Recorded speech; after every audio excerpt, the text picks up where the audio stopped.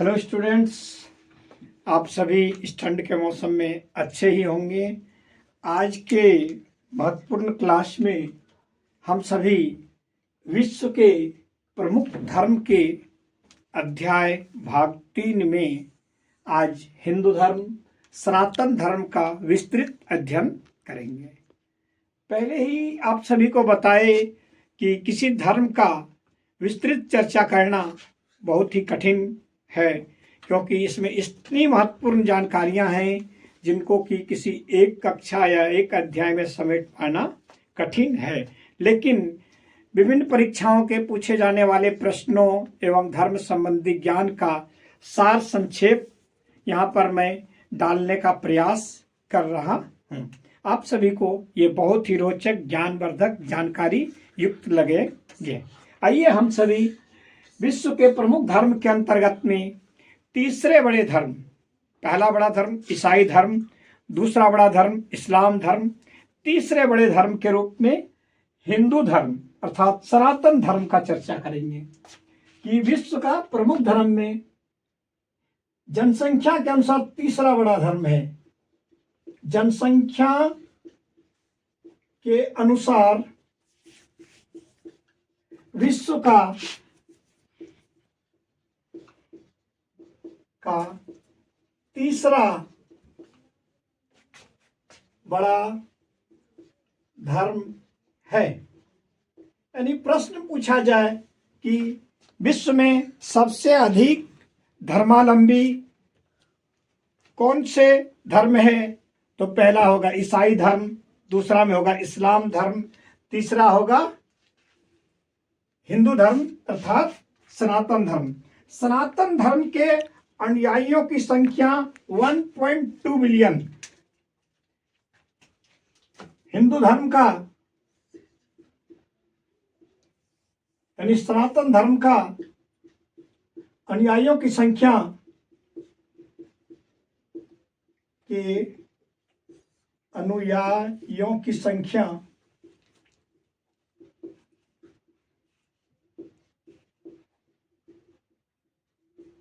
1.2 billion 1.2 billion है। इसमें से 80% जनसंख्या भारत में निवास करते हैं। 1.2 बिलियन में भारत में 80% हिंदू हैं। 80% हिंदू एवं 15% अन्य देशों में। यहां इसको 80 से 85% तक समझ सकते हैं, क्योंकि विश्व में 15% अन्य भागों में फैले हैं, इसलिए 80 से इसको 85% तक पढ़ सकते हैं। प्लस 5% अन्य, इसको 85% तक पढ़ लें तो और भी ज्यादा संदर्भित हो जाएगा। यानी 80 से 85% भारत में और अन्य देशों में 15% निवास करते हैं। विश्व में हिंदू धर्म का देश में वर्तमान में कोई देश नहीं है। हिंदू धर्म के देश के रूप में नेपाल देश थे, जो कि बाद में वो भी देश में हिंदू धर्म हटा करके धर्मनिरपेक्ष देश बन गए हैं। अभी हिंदू धर्म का देश कह के विश्व में कोई ऐसा देश नहीं है। इसकी जनसंख्या, हिंदू धर्मावलंबी की जनसंख्या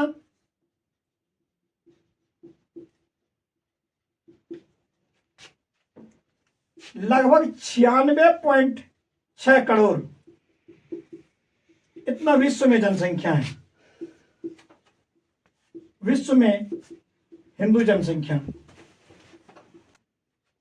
सॉरी, यहां सुधार करते हुए, यहां विश्व में नहीं होगा, यहां भारत में होगा। इसको सुधार किया जाए, यह हो जाएगा आपका भारत में जनसंख्या।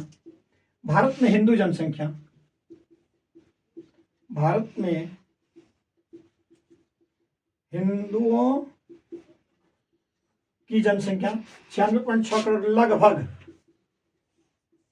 लगभग लिखने का तात्पर्य ये है कि जनसंख्या प्रतिक्षण बदलती है, इसलिए इसको लगभग दिया गया।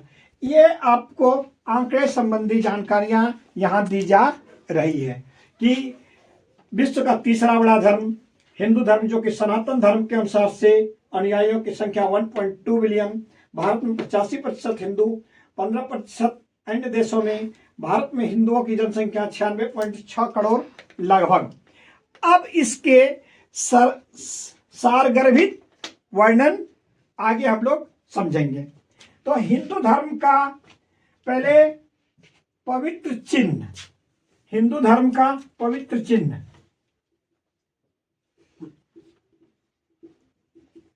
या सनातन धर्म में पवित्र चिन्ह है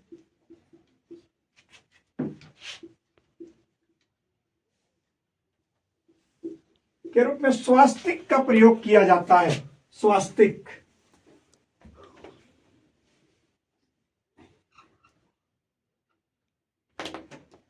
इसे स्वास्तिक कहा जाता है तथा ओम का भी प्रयोग होता है।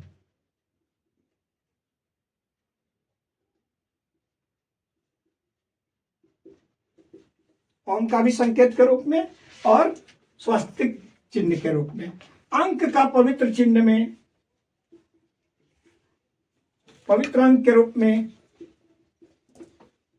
108 का प्रयोग किया जाता है धार्मिक कार्यों में।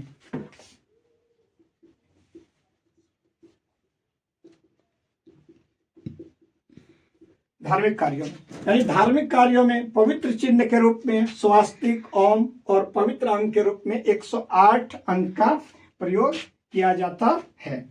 अब यहां से आगे हम लोग सनातन धर्म का शुरुआत काल इस सब का अध्ययन करते हैं। तो सनातन धर्म का शुरुआत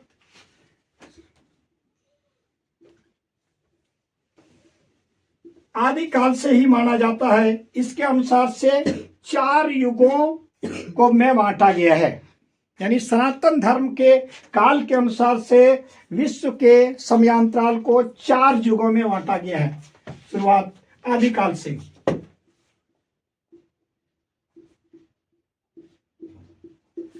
यहाँ एक बात बताना मैंने भूल गया, विश्व का सबसे प्राचीन धर्म सनातन धर्म हिंदू धर्म है। विश्व का सबसे प्राचीन धर्म हिंदू धर्म सनातन धर्म है। आप सभी याद रखेंगे। शुरुआत आदिकाल से 4 युगों में बांटा गया है। ये 4 युग हैं, आदिकाल से 4 युगों में बांटा गया है।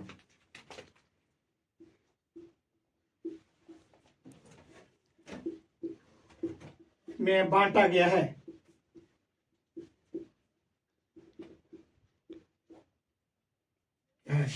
प्रथम युग हो जाएगा सतयुग। प्रथम में आता है सतयुग।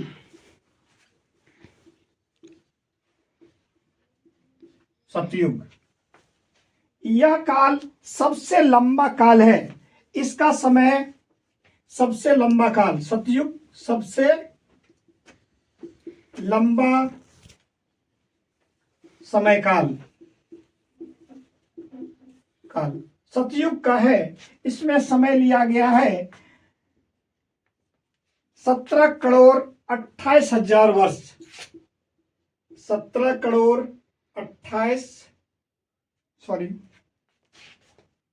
17 लाख 28 हजार वर्ष।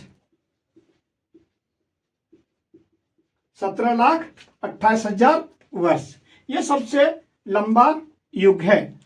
दूसरा आता है सतयुग के बाद त्रेता युग। दूसरा आता है त्रेता युग।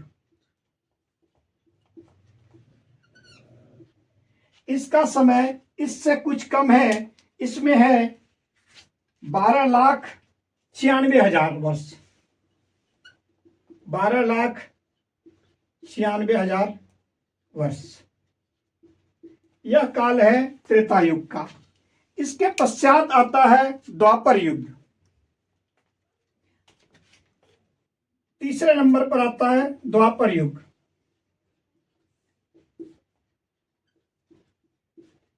द्वापर युग का समय काल है 8,64,000 वर्ष, 64,000 वर्ष। और वर्तमान में आता है जो अभी काल चल रहा है सनातन धर्म के अनुसार से, वह है कलयुग। चौथा में आता है कलयुग का समय। यह कलयुग का जो समय सबसे कम आयु रखा गया है यह है 4,32,000 वर्ष। 4,32,000 वर्ष सबसे कम समय वाला युग है। सबसे कम समय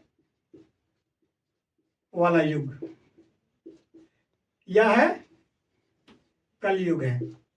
ये सभी हमारे आदि धर्म ग्रंथों में इन सभी का विवरण दिया गया है।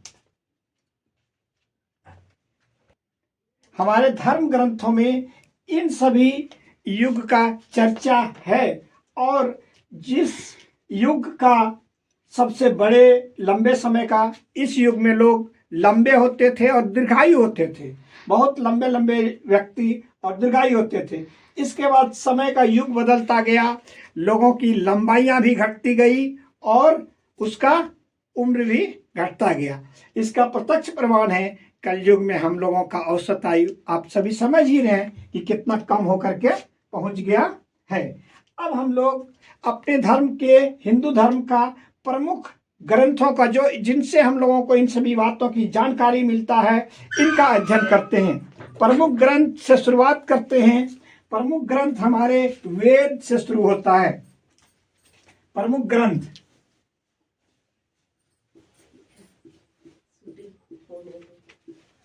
ग्रंथ वेद,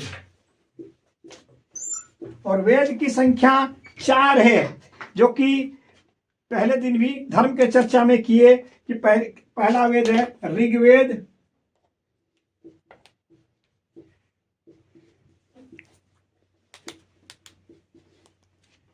यजुर्वेद,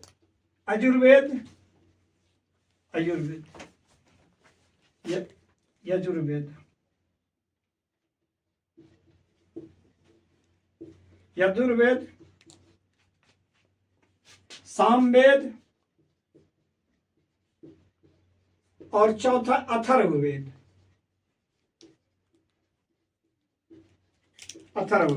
इन चारों वेदों का चर्चा है। सबसे प्राचीन वेद है, सबका अलग अलग तरह लिखा गया है। ये वेद ऋषि मुनियों की वाणी है, जिनको की संकलन किए वेद व्यास ने।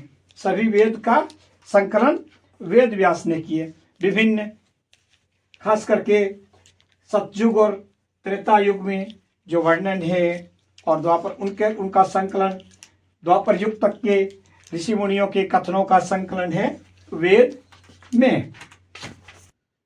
इसके बाद हम लोग का धर्म ग्रंथ के चर्चा के अंतर्गत आएंगे उपनिषद। हमारे उपनिषद की संख्या 108 है। 108 उपनिषद हैं, उनमें से 13 प्रमुख हैं। उपनिषद हमारे 108 हैं। उपनिषद की संख्या 108, उनमें 13 प्रमुख हैं। उपनिषद 108 हैं। उपनिषद की संख्या 108 हैं। इनमें 13 प्रमुख हैं।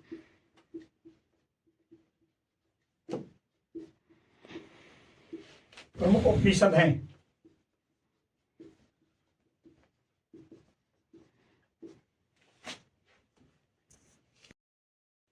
अभी तक हम लोग सनातन धर्म में प्राचीन काल से ही जो हमारे धर्म ग्रंथ प्राप्त हुए हैं, वेद 4 और उपनिषद 108। अभी अनेक धर्म ग्रंथों का प्रमुखता से चर्चा होगी, लेकिन जो सबसे प्राचीन ग्रंथ के रूप में प्राप्त हुए ये वेद 4 हैं और उपनिषद 108, जिनमें प्रमुख 13 है। 4 वेद में ऋग्वेद, यजुर्वेद, सामवेद, अथर्ववेद। सबसे प्राचीन वेद ऋग्वेद है। इसमें से ऋग्वेद में ज्ञान दर्शन है। ऋग्वेद में ज्ञान दर्शन का जन्म दिया गया है। ज्ञान क्या?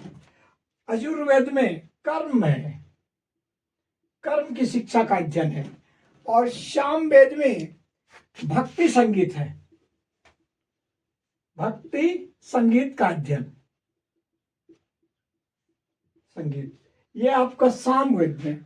और अथर्ववेद में जीवन शास्त्र का अध्ययन है, जीवन शास्त्र का अध्ययन, जीवन शास्त्र का अध्ययन। तो ये वेद 4 थे, ये ऋग्वेद, यजुर्वेद, सामवेद, अथर्ववेद। ये प्राचीन काल सतयुग काल से ही जो ऋषि मुनियों के महत्वपूर्ण वचन और जो उनको कर्म का अनुभव है, ये सभी संकलन इन 4 वेदों में है। इनका उन ऋषियों के वाणियों का संकलन द्वापर युग में, संकलन द्वापर युग में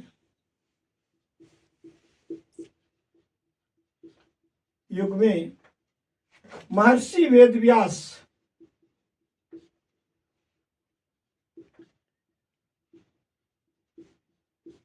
ने किए हैं।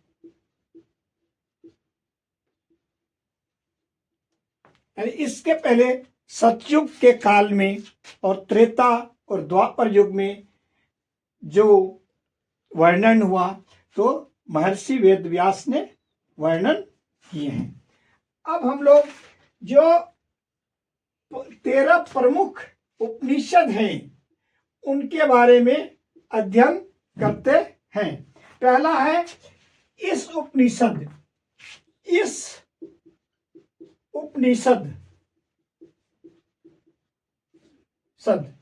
इसे ईसोपनिषद कहते हैं। इसे ईसोपनिषद कहते हैं। रुकेंगे सर। ये जो 13 प्रमुख उपनिषद है, समय बचाने के लिए मैंने, चूंकि संस्कृत के शब्द हैं और वो कुछ कठिन वर्ड होते हैं, इसलिए मैंने पहले 13 उपनिषद को इंगित कर दिया। तो पहला है इस उपनिषद, जिसे ईसोपनिषद भी कहते हैं। दूसरा है कैन उपनिषद, जो कि कैनोपनिषद भी कहते हैं। तीसरा है कठ उपनिषद, जिसे कठोपनिषद कहा जाता है। प्रश्न उपनिषद चौथा है, जिसे प्रश्नोपनिषद कहा जाता है। मुंडक उपनिषद, जिसे मुंडकोपनिषद कहा जाता है। मांडुक्य उपनिषद, जिसे मांडुक्योपनिषद कहा जाता है। सातवां है तैत्तिरीय उपनिषद, जिसे तैत्तिरीयोपनिषद कहा जाता है। आठवां है ऐत्रेय उपनिषद, इसे ऐत्रेयोपनिषद कहा जाता है। नौवां है छांदोग्य उपनिषद, जिसे छांदोग्य उपनिषद कहा जाता है। 10वां है वृत्तारण्य उपनिषद, जिसे वृत्तारण्य उपनिषद कहा जाता है। 10वां। 11वां है श्वेतास्त्र उपनिषद, जिसे श्वेतास्त्र उपनिषद कहा जाता है। और 12वां है कौशिकी उपनिषद, जिसे कौशिकी की उपनिषद हिंदी में कहा जाता है। और 13वां है मैत्रायणी उपनिषद, जिसे मैत्रायणी उपनिषद का। ये 108 उपनिषद में से 13 प्रमुख उपनिषद हैं। ये 13 उपनिषद में आत्मा, ब्रह्म तथा मोक्ष, इस सब सिद्धांत का दर्शन है। इन जो उपनिषदों में मुख्यतः आत्मा, मोक्ष और ब्रह्म, इनमें प्रमुखतः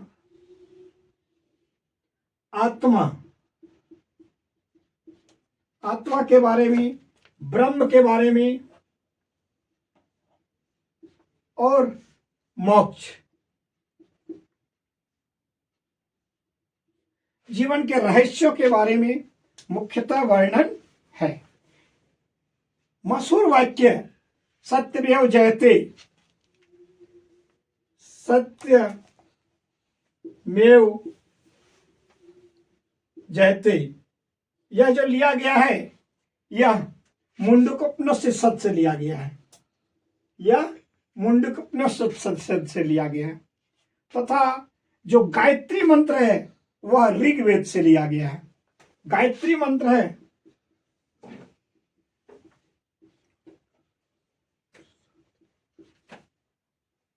वह ऋग्वेद से लिया गया है।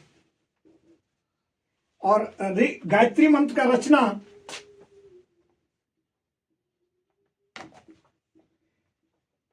ऋषि विश्वामित्र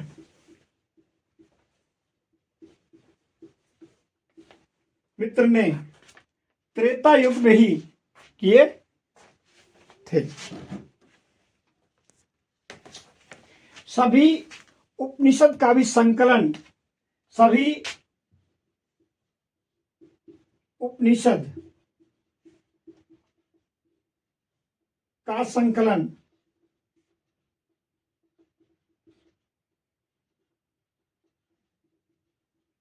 महर्षि वेद व्यास ने किए।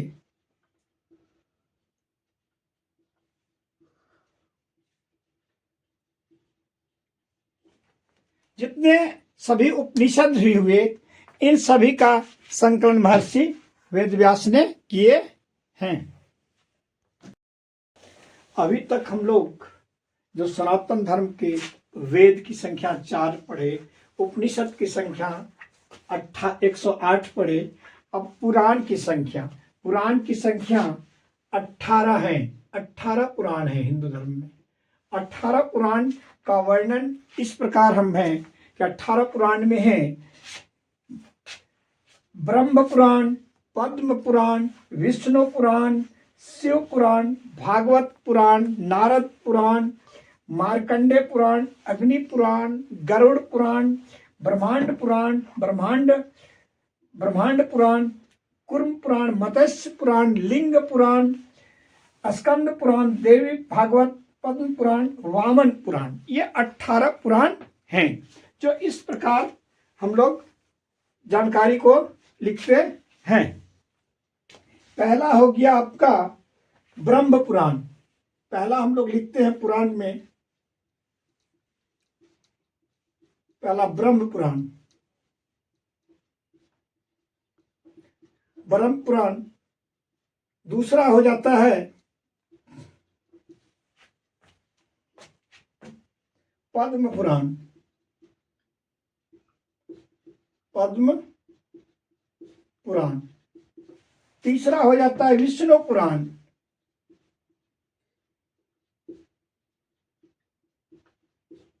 चौथा हो जाता है शिव पुराण।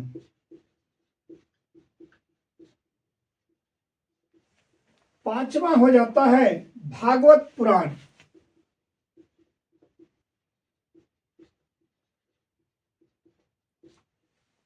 छठा हो जाता है नारद पुराण।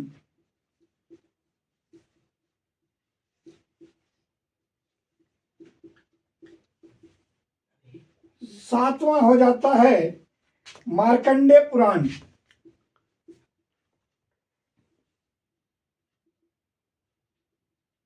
मार्कंडे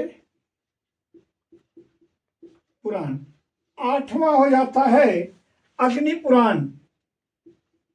अग्नि पुराण। नौवां हो जाता है वायु पुराण।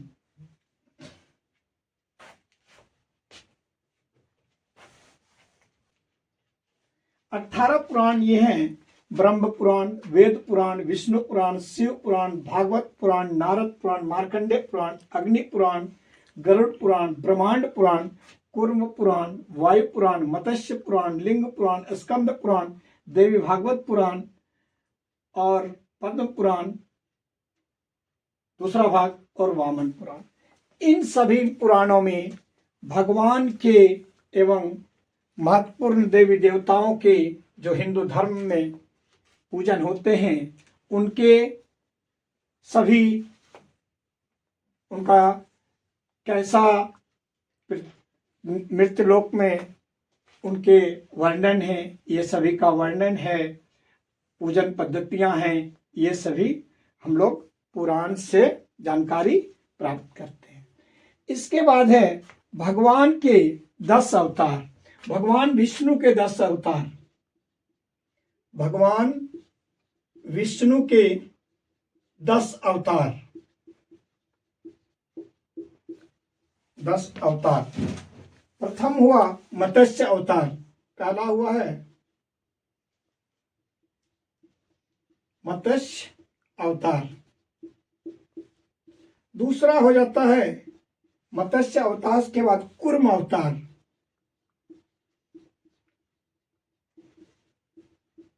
कूर्म अवतार। तीसरा हो जाता है वराह अवतार,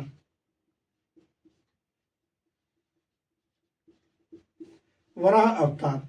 चौथा हो जाता है नरसिंह अवतार,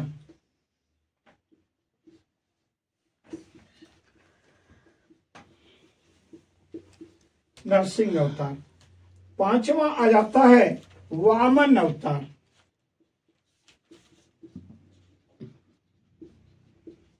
वामन अवतार। छठा हो जाता है परशुराम अवतार,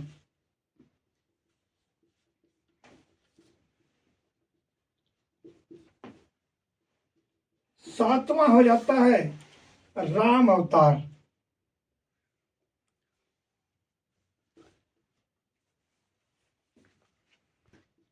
राम अवतार, भगवान राम अवतार। आठवां हो जाता है कृष्ण अवतार। नौवां हो जाता है बुद्ध अवतार।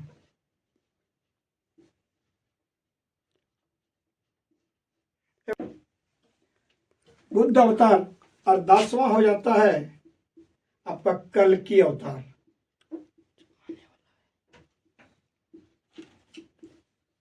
इसमें से 9 अवतार अब तक हो चुके हैं, 10वां अवतार होने वाला है।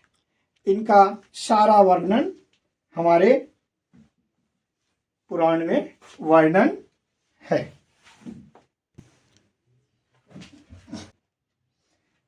सतयुग में ऋषि मुनियों के ज्ञान दर्शन से वेद और उपनिषद का रचना हुए। त्रेता युग में भगवान राम के चरित्र पर, त्रेता युग में भगवान राम के चरित्र पर रामायण का रचना हुआ, रामायण का रचना। रचयिता महर्षि वाल्मीकि था, महर्षि वाल्मीकि। भाषा संस्कृत, भाषा संस्कृत। इसके बाद द्वापर युग में आपका नाना प्रकार के जो धर्म ग्रंथ हुए उन सभी का रचना हुआ, जिनमें सभी प्रमुख हैं और उनमें से भागवत गीता भी होता है। द्वापर युग में भागवत गीता का रचना,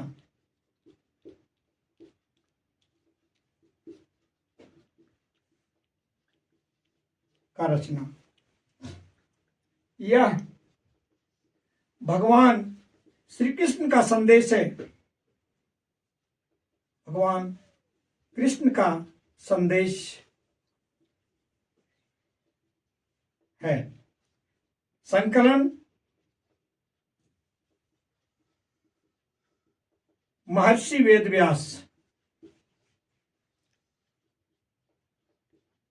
ने किए। और भी अनेक धार्मिक रचना है, अनेक देवी देवताएं हैं, जिनमें देवी भागवत पुराण में भी वर्णन है। हमारे अनेक कहा जाता है 84 कोटि देवी देवताएं हैं। इसलिए ये सिर्फ परीक्षाओं में पूछे जाने योग्य महत्वपूर्ण बातें जो कि आम आदमी को भी समझनी चाहिए, वहाँ तक का जानकारी धर्म के अंतर्गत में, आज सनातन धर्म के अंतर्गत में अपने हम लोगों को सीखने को मिला। बहुत बहुत धन्यवाद।